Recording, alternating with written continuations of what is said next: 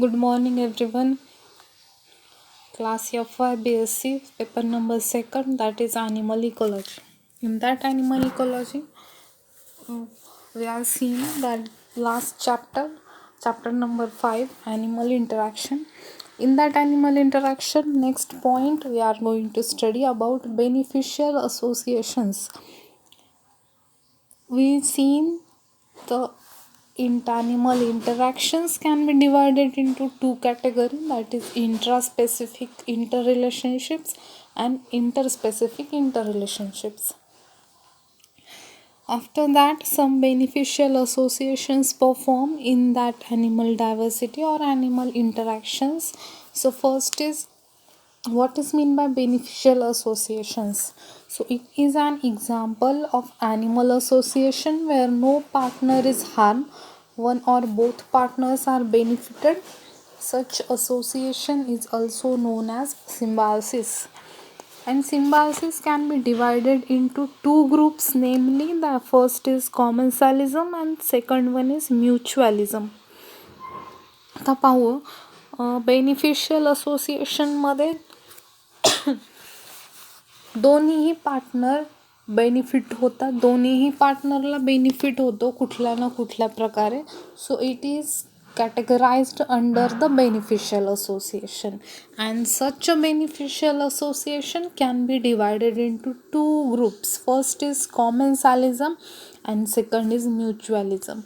In case of commensalism, only one partner is benefited, and in mutualism both partners are benefited. This is the example of commensalism. Commensalism performed in suckerfish is transported by a shark and it is feeds on leftover of shark. Sharkवर suckerfish feed करते, म्हणजे ती तिच्या upper सरफेसवरती राहते. Suckerfish शार्कला त्याचं काही नुकसान होत नाही किंवा फायदाही होत नाही, पण सकरफिशला काय होतो, त्याचा फायदा होतो, तिला फूड इझिली फूड अवेलेबल होतं इन दी फॉर्म ऑफ शार्कच्या माध्यमातून. So this is the example of commensalism. Commensalism is plus zero association. That means one partner is benefited and another one is no benefited or no harmless. It is a symbiotic interspecific relationship where one partner is benefited and the other partner is not harmed or not benefited. The partner is called as common sales. एका पार्टनरची जेव्हा गोष्ट करू आपण किंवा एक partner जेव्हा consider करू, so it is called as commensals. The term commensalism coined by Van Benden. Van Benden, it is a scientist which coined the term commensalism. His study on that animal interactions. It literally means eating at the same table as a guest, messmates, and commensalism is classified into four groups. They are as follows. First is temporary. आता according to the environment and according to the need, commensalism can be divided into four part किंवा four types. त्यांचं behavioural adaptations ते कसं show करतात, त्या बिहेवियरवर त्यांचं कॉमेन्सॅलिझममध्ये चार types divide केलेले. तर फर्स्ट इज टेम्पररी कॉमेन्सॅलिझम.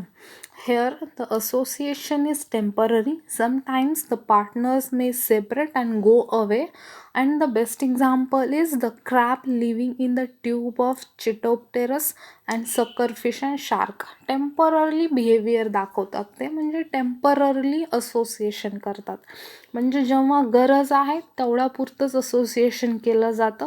एकदा त्यांची नीड संपली किंवा त्यांचं काम झालं देन ते सेपरेट होऊन जातात. तर this is called as temporary commensalism. दोन एक्झाम्पल्स त्यांनी डिस्क्राईब केले तिथे. The crab living in the tube of chaetopterus and second one is suckerfish and shark. Suckerfish काय करते, शार्कला अप्पर सरफेस किंवा लोअर सरफेसला अटॅच असते, आणि जेव्हा शार्क स्वतः फीड करत असते, फूड अवेलेबल करत असते, त्या इन दी फॉर्म ऑफ सकरफिशला पण फूड अवेलेबल होत असतं, आणि एकदा त्यांना फूडची नीड संपली देन ते शार्कचा जो सरफेस असतो तो लीव्ह करतात, ते तिथून निघून जातात. Second one is permanent commensalism. Here, association is permanent. The partners remain together permanently. Example is lichen. Fungi and algae both associated to each other and form a structure which is called as lichen. This is the best example of permanent commensalism. The permanent association होतं त्यांच्यामध्ये, ते एकमेकांना कधीही live करत नाही. Third one is ectocommensals. Commensals live on the outer surface of the other partner, which is called as ectocommensals. And the example is suckerfish and shark, hermit crab and sea anemone. They both are आउटरली किंवा outer सरफेसला attachment असते त्यांची. The last one is endocommensals. The endocommensals living inside the body of the other partner. For example flagellates living in the body of the termites. आता एक termite पाहूयात. Termite म्हणजे जी वाळवी लागते ना फर्निचरला वगैरे, this is called as termites. मग त्या टर्माइट्सच्या इनर गट सरफेसमध्ये फ्लॅजेलेट्स नावाचे प्रोटोझोन्स लाईव्ह करतात. मग ते this flagellates act as endocommensals in the body of termites. When one species is benefited and other one is neither benefited and non-harm, the commensalism can be exist there. Although many commensals relationships involve the sharing food with another organism and other type of relationships are equally common. The commensals may somehow obtain shelter, protection or transportation by associating one another organisms. आता जेव्हा suckerfish आणि शार्कमध्ये एक्टोकॉमेन्सल्स होतं, इन the form of shark त्यांना shelter available होतो, इनेमीजपासून त्यांचं संरक्षणही होतं, food availability होते, प्रोटेक्शनही होतं. त्या एक्टोकॉमेन्सॅलिझमच्या प्रोसेसमध्ये त्यांचा पूर्ण बेनिफिट होतो त्या सकरफिशचा. शार्कला त्याचं काहीही बेनिफिट नसतं किंवा काहीही हार्म नसतं. मग ह्या प्रोसेसतून त्यांना डिफरंट फॉर्ममध्ये फायदा होऊन जातो एका पार्टनरसाठी. तर this type of relationship is illustrated by the interaction of remora fish with certain species of shark.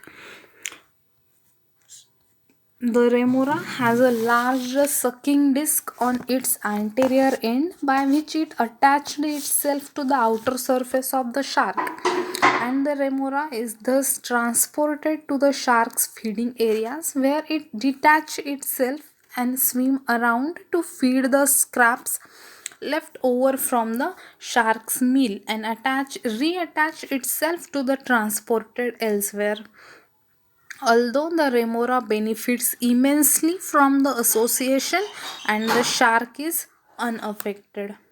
After that, now by the commensalism we mean also association other than this mode of feeding.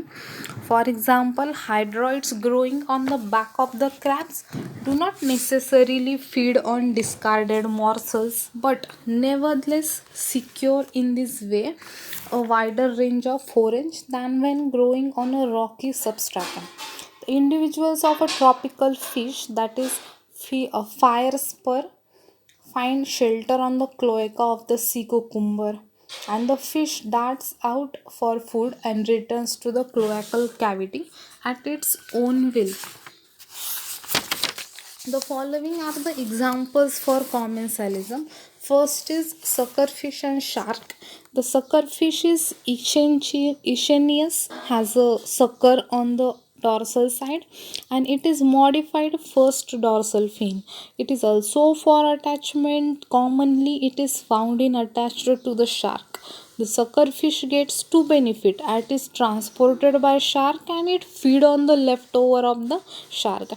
त्यांना त्यांचं प्रोटेक्शनही मिळतं, शेल्टरही मिळतं आणि फूडही मिळतं. The suckerfish showing adaptations for transportation. Move from one place to another. The second one is mutualism, that is both are benefited. दोन्ही पण कशा benefited होतात. म्हणजे जसं आपण कॉमेन्सॅलिझममध्ये पाहिलं, one is benefited and second one is not harm, not benefit. But in case of mutualism, both are benefited. The mutualism is an interspecific symbiotic relationship where both partners are benefited, with term literally means living together, and it was coined by the D. Barry in 1877. दोन्हीही both partners are benefited. This is a simple term to understand. After that, examples of mutualism. First is termites and flagellates. We see this example in endocommensalisms. Endocommensalism means inside the body. Inside the body, some organs or some animals can be live and they show some interactions to each other, which is called as mutualism. This is also example of endocommensalism, and this is also the example of mutualism. So termites cannot digest wood particles because in the wood particles the cellulose is present, and this cellulose can't digest by animals because for the cellular digestion the enzyme lack of enzymes, cellulose digest करण्यासाठी जे enzymes गरजेचं असतं ते enzymes ॲनिमल्सच्या बॉडीमध्ये prepared होत नाही. So however the intestine of termites contains numerous flagellates like trichonympha. Trichonympha, it is a bacteria which are live inside the body of termite, and it is benefited to termites because these flagellates produced cellulose and which digest cellulase and which digest the cellulose. But by this both partners are benefited. कसं तर termites, it is an insect which are live on wood particles, is that correct? After that the digestion for wood particles in it is not possible by termites because in wood particles they contain cellulose, and this for the digestion of cellulose the enzyme need is cellulase, which are not synthesized by the body of termite. But Trichonympha, it is the form of bacteria or it is the flagellates which are live endocommensalismly in the body of termites and which secretes the enzyme cellulase, and this enzyme cellulase is used for the digestion of cellulose by the body of termites. So by this way the both animals are benefited or both mutualism can be shown. टर्माइट्सच्या बॉडीमध्ये cellular digest करून ट्रायकोनिम्फा त्यांना help करते आणि टर्माइटच्या बॉडीमध्ये termite ट्रायकोनिम्फाला राहण्यासाठी स्वतःची body available करून देतोय. दिस इज द कॉमेन्सॅलिझम और this is the benefit for trichonympha. So by this way both are benefited and this association is called as mutualism. Second example is bird and grazing animals, that is cattle emigrate on livestock. The cowbird, oxpecker, जे गाईवर किंवा म्हशीवर जे birds असतात ना येऊन बसतात, the white heron are found alighting on the back of the grazing animals and the birds pick off the ticks and the other external parasites. जे गाई म्हशी गोठ्यात राहणारे प्राणी असतात त्यांच्यावर गोचिड किंवा माशा हे असे अदर इन्सेक्ट्स फीड लाईव्ह करत असतात, ते तिथून त्यांच्या आजूबाजूच्या एन्व्हायरमेंटमध्ये ते अवेलेबल असतात because the environmental purpose. So this oxpecker or this heron can be feed on that, this form of food for the bird. The grazing animal get two benefit, they rid of external parasite and get early warning about the approaching enemies by the activities of the bird as a watchman. Second association is symbiosis. Symbiosis in fishes and prawns. Throughout the Atlantic, Pacific, Indian Oceans, species of gobid fish, GOBIID, gobid fish are known to form a symbiotic pair relationship with species of pistol shrimp of family Alphidae.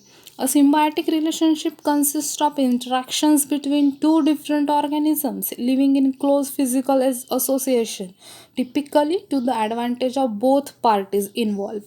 The pistol shrimp and goby pair begin bonding as juveniles and remain in pairs as adult. Foraging together and sharing a burrow. दोन्ही पण pistol shrimp आणि गोबी fish दोन्ही पण एकमेकांशी bonding करतात. कधीपासून? At the juvenile स्टेजपासून, त्यांची larval stage किंवा लहानपणापासून ते एकमेकांशी बॉन्डिंग क्रिएट करतात आणि this bonding is remain in pair as it is they go into the अडल्टमध्ये जाण्यापर्यंत त्यांची ती बॉन्डिंग कंटिन्यू असते.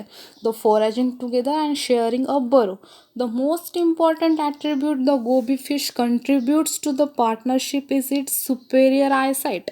The pistol shrimp has very poor vision, that is same species can only identify the two colors.